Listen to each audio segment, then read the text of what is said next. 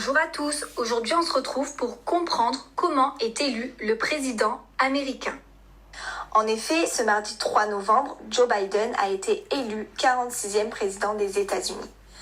Mais l'élection américaine est une élection au suffrage indirect, c'est-à-dire que les citoyens américains vont voter pour des grands électeurs qui, eux-mêmes en collège électoral, voteront pour le président américain.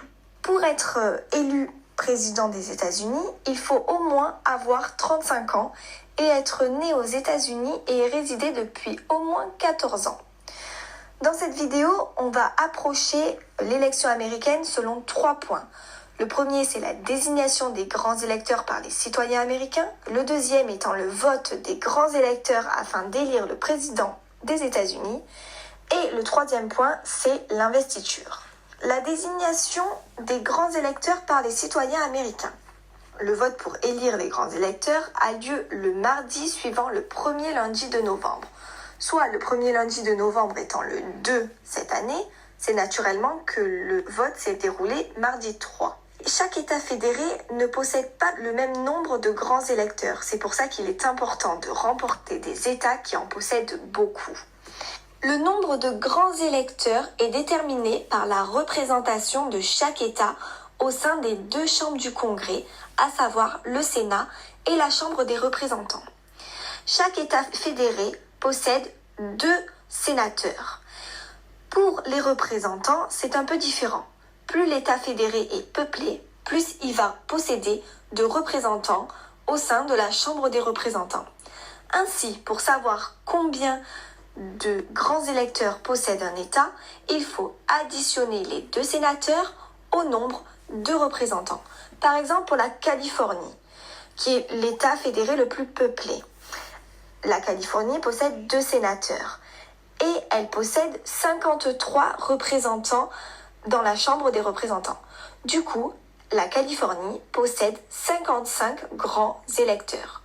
Pour le Texas représente 36 représentants et 2 sénateurs, du coup 38 grands électeurs. Pour les États fédérés les moins peuplés, par exemple l'Alaska possède 2 sénateurs et un seul représentant dans la Chambre des représentants. Du coup, l'Alaska représente 3 grands électeurs.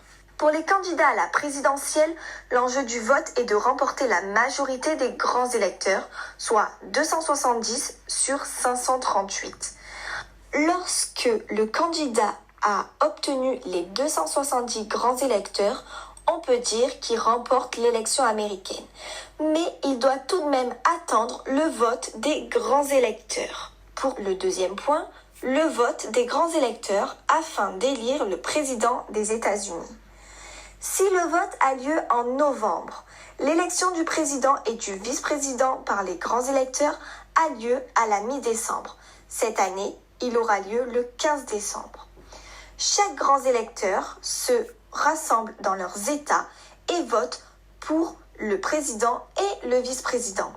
Les résultats sont envoyés au Sénat à Washington DC et le décompte des voix est effectué. Troisième point, l'investiture. Le jour de l'investiture est fixé en janvier de l'année suivant celle de l'élection. Cette année, le 20 janvier, Joe Biden et Kamala Harris, sa vice-présidente, prêteront serment sur la Bible devant le Capitole à Washington DC et prendront ainsi leurs fonctions. Voilà, vous savez tout sur comment est élu le président américain. On se retrouve très vite pour une nouvelle vidéo. À bientôt!